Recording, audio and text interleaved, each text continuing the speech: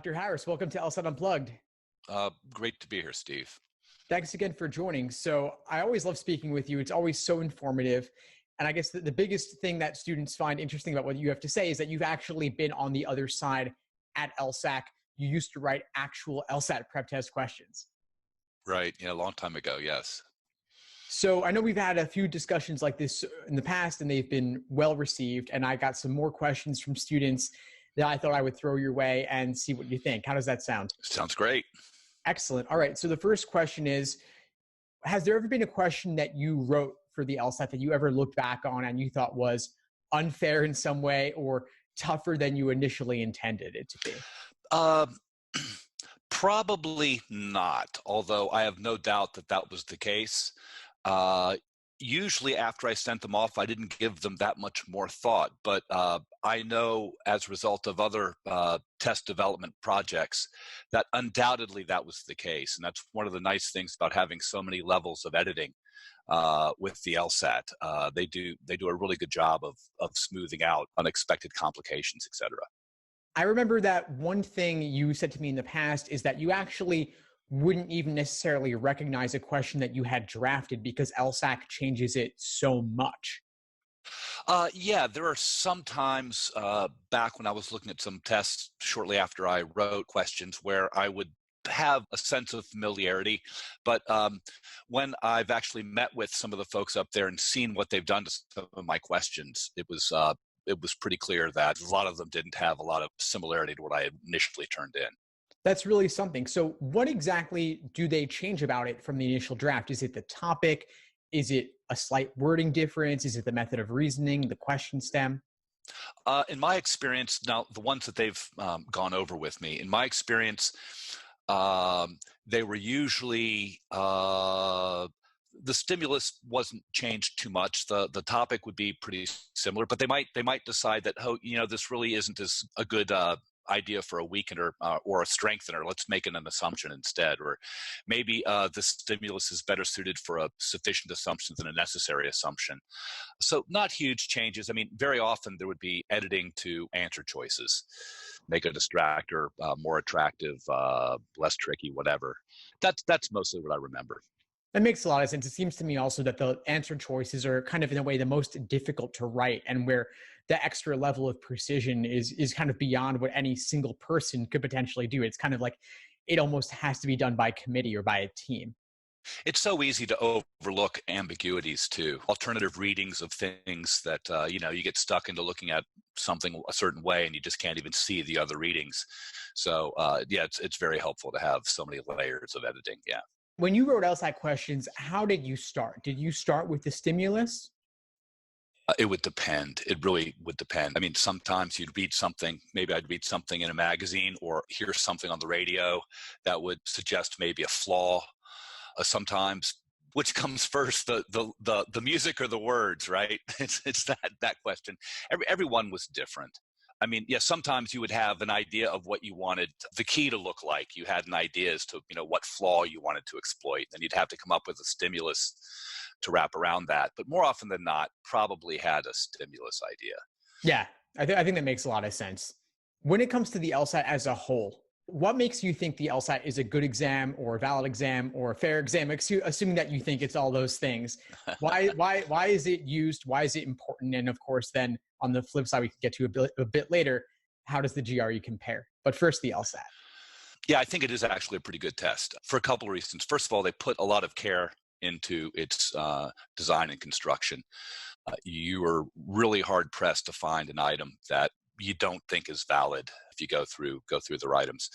Secondly, I mean, I don't know how much time you spend hanging out with lawyers, but my experience is that they end up doing a lot of the kinds of stuff that the LSAT looks at. I mean, I think logical reasoning is just a masterful way to try to get at people's understanding of reasoning and natural language. I mean, I know lawyers who will spend a week arguing over the placement of a comma or a semicolon. The reading, I think, is so important too. The way the LSAT styles their reading comp. Games, I don't know how really important that is. It probably tells you something about somebody, but it seems to me that the logical reasoning, especially, and the reading comp also, really get at what it is that most lawyers do, right, on a day-to-day basis. So I guess the next question that comes to mind then is, let's say we were to remove the logic games section in our ideal modified LSAT test form. What might we add instead if we added anything? So let's say we had 2 logical reasoning sections and a reading comp section. Would you add more logical reasoning or something else altogether? That's a great question. I never even considered that. Excellent question.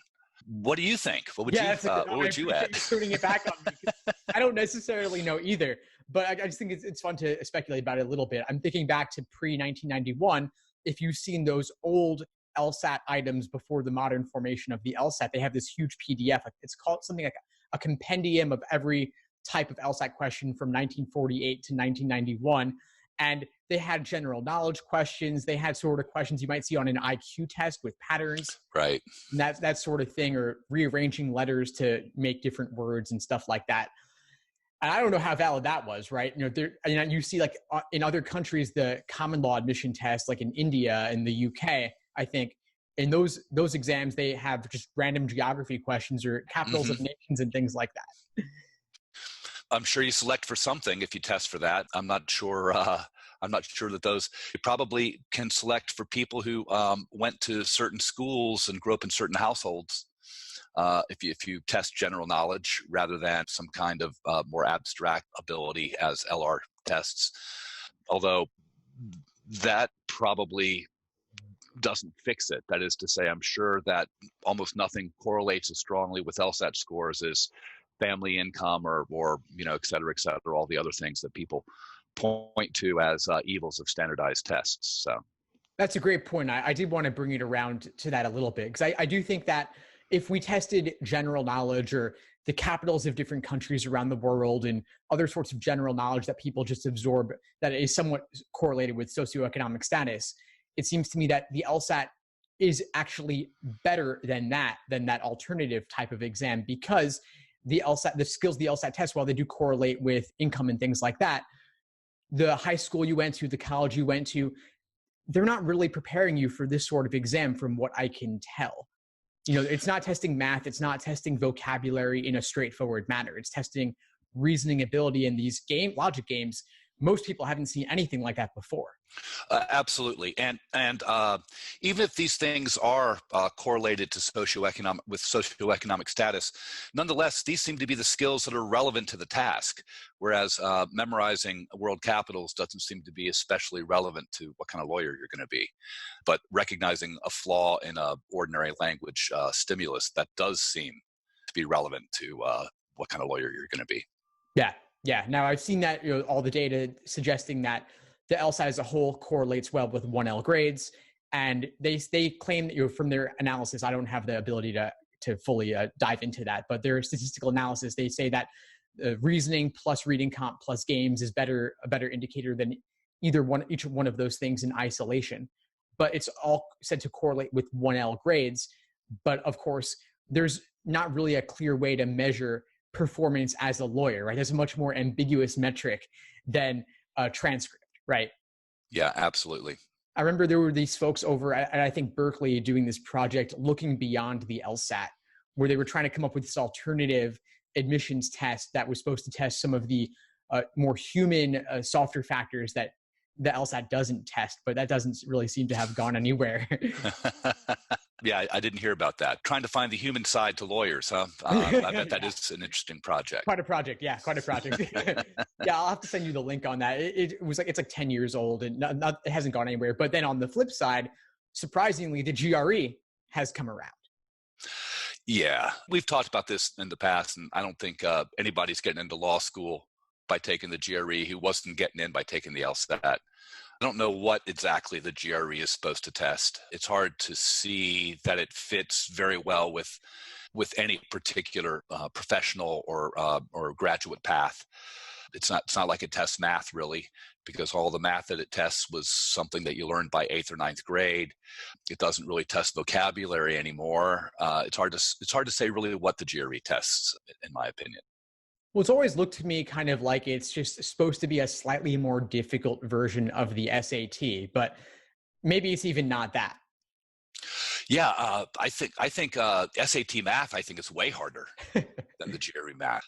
I mean, I can see that there's some value in forcing people to do something unpleasant in order to establish some kind of commitment to this path. But other than that, it's not real clear to me what it tests. So Well, that's an interesting point because I do think a lot of these standardized tests, so much of it is just seeing, can someone commit themselves to improving on something difficult? Can someone put in the work?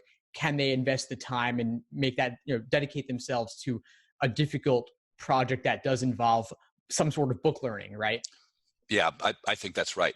MCAT, I'm not very familiar with it at all now that it's changed, but that seems to be a pretty reasonable test for physicians or prospective physicians. I mean, I imagine it is important that you know some organic chemistry, et cetera. So that seems, at least to be a reasonable test. But I don't know what the GRE is supposed to be testing. So anyway. Have you looked at any of the data on the supposed claims about the GRE's correlation with 1L grades? Very briefly, in fact, you sent me some links to some of that stuff that I read way back when. I forget. It seemed to me that there was some kind of statistical fallacy in their conclusions. Refresh my memory. Yeah. They were looking. I know it was a couple of years back now when these changes first started happening. Harvard, once Harvard said they would take GRE scores, and a lot of other law schools followed suit. But Harvard was basically looking at top performers. Once again, someone who does Right. well in the GRE also can inevitably do well in the LSAT if they're ending up at Harvard, right? Because they could probably do well in any standardized test you throw at them. And they also probably have a quite high socioeconomic status. So it is all tied together in the end. They're desperate for students. Law schools are. I think the bottom. We're pulling out of the bottom. I think test administrations are up for the LSAT. I think the number of matriculants has increased over the last couple of years. But I can see why, especially the most competitive schools, would want to do something to try to attract a larger pool of applicants. And so it would make sense for the Harvards, Michigans, Texases, or whatever to try to do this. But the beneficiary is those top tier schools, not the applicant, it seems to me. Absolutely. Yeah. Any school taking the GRE, I guess, is benefiting in some way. They're getting more applicants. And so it's kind of good for them. They're getting more people coming through the door potentially. Yeah, right. Yeah. The crisis hasn't passed. If I'm not mistaken, an accredited law school or two has closed its doors over the last year or two. So I think that the crisis is still pretty acute. For many law schools, even if the number of students has started to tick back up. People ask me, is this a good time to go to law school? And I say, well, if you want to get in, it is. If you want a job, I'm not so sure. Yeah. But if you want to get in, it definitely is. So anyway. Well, I guess law schools might have to start opening themselves up. Maybe they'll start taking the MCAT or the GMAT. Well, speaking of tests that are on their last leg, the GMAT seems to really have been taken a hit from the GRE. A lot of business programs are taking the GRE now, accepting the GRE, and I know of some programs who waive the GMAT requirement for their own students who wish to get MBAs. So GMAT enrollments have plummeted, and I think GRE is a big part of that. And GMAT's also, I think, probably harder than the GRE. It actually contains some LSAT style questions, like with the critical reasoning. I think that data sufficiency item type. Yeah, I love data sufficiency. That's a stroke of genius. Yeah, I really like that. Yeah, you can take questions that you can form a question out of concepts that a third grader can understand and make it devilishly difficult. So yeah, I think that's a good test. Yeah. Yeah, for those who aren't aware, the data sufficiency, I believe, is asking you whether you have enough information to solve a problem aside from simply just solving it straightforwardly. Yeah, they'll give you a question, a yes/no question, or a question whose answer is a number, and they give you two statements, and you have to figure out whether statements alone or in combination are sufficient to answer that question uniquely. Yeah. Yeah, very cool stuff. Very cool stuff. Now, to bring back to the LSAT for a moment, it seems that it's tougher than these other exams in a lot of ways. And for that reason, we like it more and think it's a better indicator of what law school is like and what work as a lawyer may be like. Now, it does test some aptitude, but it's also learnable to some extent. What do you think? What do you think about that?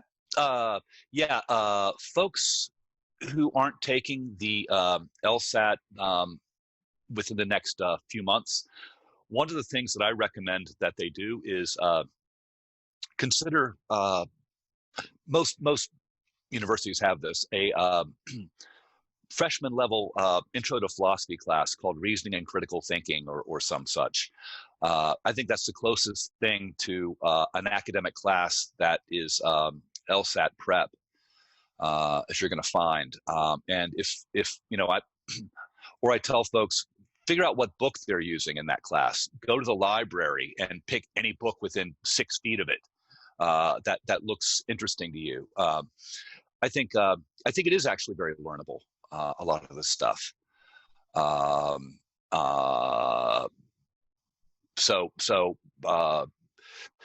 It's funny. It's learnable. There's no thing that you learn like organic chemistry, but there are things that you learn how to do. So another thing I like to say, it's a know how rather than a know that test. The LSAT is. It's very can you do this rather than what do you know. And I think those skills are skills that you can pick up, you can learn pretty easily. Yeah, definitely. And taking only a single class or even just reading the books on the side certainly wouldn't constitute much, if any, hit to one's GPA if it ended up being more than they bargained for. Right. Absolutely. Is there a particular book in that category that you like to recommend, or just anything in that category you think is pretty decent? It's been a long time since I had to teach a class in that stuff, but and I don't even know if this book is still in print. But a book that I really liked back in the day, it was by a guy named John Nolt, called Informal Logic: Possible Worlds in Imagination. And when I think about logical reasoning myself, a lot of the framework from that book is what I use in my heuristics, et cetera, for explaining what a counterexample is, et cetera, how to strengthen an inference. I thought that book was very, very helpful in that regard. No, thanks for that. I'll look it up and include a link to it in the description for this episode. I'm sure that there are some used copies floating around there online. And I'm sure there are probably 20 or 30 just like it out there now. I mean, there is that is something of a cottage industry, cranking out these informal logic textbooks. They tend to be among the most popular philosophy classes out there, I think. So yeah, I'm sure there are lots of them that are just as good. Yeah, there's one I really like called A Rule Book for Arguments by Anthony Weston. It's kind of like Elements of Style by Strunk and White, but for logic. Like, it's like only like 110 pages, something like that. Really just boils logical fallacies down to their essence and kind of walks you through the basics. But yeah, there's so many like that. They're kind of addictive, because it's kind of like you get this little book and you just kind of know everything. Right. And people say, which one's the best? And I say, well, the one that you like to read is the best one. I mean, a lot of them are going to give you the same information, just packaged in different ways. And, the one that's easiest for you to work with, I think is the best one. So. Yeah, definitely. To bring it back to LSAT for a moment with games, I'm wondering if you've noticed something at all about these recent games that have been appearing in the last 5 or so years, tests numbered in the 70s and 80s, where they kind of throw you these curveballs. They kind of harken back to the oldest logic games, like in the first 10 prep tests, where there aren't as many upfront inferences one can make. Have you noticed that? I've noticed a couple things. There's this equivalent rule item, right? They've replaced an item type with this, and students really struggle with this equivalent rule question type. In the last 10 or 15 tests, there have been a couple of games that really were sort of throwbacks to things that you would see in the first 20 tests or so. I don't know what to make of that. I don't know that that really requires a shift in focus or emphasis for most students. I mean, the curveballs are so infrequent, it seems to me, that it's hard really to spend a lot of time planning for them, other than just to be aware of what they've done recently. What do you think about that? Yeah, I think that, I guess, the category of curveball is kind of a hazy category to define, because you could loosely define it as being anything weird at all, or you could define it more strictly as maybe games with only 2 rules or 3 rules and very few, if any, upfront deductions one can make. I think some of these curveball games, though, relate to like pattern types of games where you're kind of recycling or repeating a certain flow, but you Yeah. do more over the course of the game rather than making enormous upfront inferences. Like, for example, the games in the 30s, the prep tests numbered in the 30s from the early 2000s, which were completely different, which were much more in the way of deductive reasoning upfront. So it seems to me that tests in the 30s, 40s, and 50s were way more likely to contain games with 2 group conditional rule games, in out, in the class, out of the class, 2 group, conditional rule games. It seems to me that some of those tests had 2 of them, whereas now you see 1 every 2 or 3 tests. So that's something I definitely have noticed. Then games where you have sequences of sequences, maybe, where you're rearranging things in an order from one sequence to another. So ordering on ordering in some weird way. I'm always amazed at what they can do with such limited expressive resources in the game section. That really, it's only grouping, ordering, or both. That's it, and it's amazing what they can do with that. The variety of things they can do with that. Yeah, in just 100 or 200 words, they're able to jam pack so much information. It really is incredible. Yeah, and that really is an art, I think. Writing those games, that really is an art. So yeah, that's something special. Okay, before we wrap up, I've just got one final question for you. And I know that we've touched on this a bit in the past, but with the LSAT being offered more frequently and LSAC having to reuse all these old test forms, do you think they'll ultimately be able to crank up production of test forms so that they're not reusing old ones, old unreleased ones, quite as frequently? I would imagine so. I would think so. They only have to double their production. And they would, we're only talking about a few hundred LR questions a year. It's not that many. So I would imagine that that's their plan. Yeah. To crank up the production so that that's not an issue. And so you suspect they'd still be able to release or publish 3 test forms a year as they have been? I'm hoping it'll be more than that. That would be nice. Gee, what is it? 7 administrations now? 6 or 7? I've lost track. Yeah. So, well, I think it's not totally clear, but it's going to be something on the order of 9 or 10 total per year. Once they get them all. Yeah. So I think even starting like this year, we've had January, March, June, July, right, October, November. But then looking ahead to 2020, it's going to be virtually almost every month. Almost every month. But yeah, I'm thinking, if they could release 6 per year instead of 3, that would be something. But I just wonder it's kind of funny because I think back to the GMAT where they barely release any of them, right? You just have these official guides that are like 500 or so or 700 pages thick, but that's it. That's all you get. There's more care in the production of LSATs than anything else. It's just amazing how much care those tests get compared to the other ones I'm familiar with. So it wouldn't surprise me if they continue to make most of these test forms available. That transparency, I think, is especially since you tend to get litigious folks who take the LSAT. I haven't figured this out. That transparency, I think, is very much part of the PR battle that LSAC's trying to wage with the test too. Yeah, well, it's nice. They do really stand by their test questions. I remember I've emailed them in the past, and I know a lot of other LSAT instructors have as well, asking for clarification on a particular item. And they might take a little while to get back to you. But when they get back to you, they're giving you like a couple thousand words or more, explaining in detail their exact thought process and justification for why the credited response is what it is. It really is remarkable. Yeah, it really is. Yeah, lot of really smart people put a lot of work into that test. Yeah. Yeah, incredible respect for what they do, and it's great to have connected with you today, since you were at least part of the process of making these test forms happen.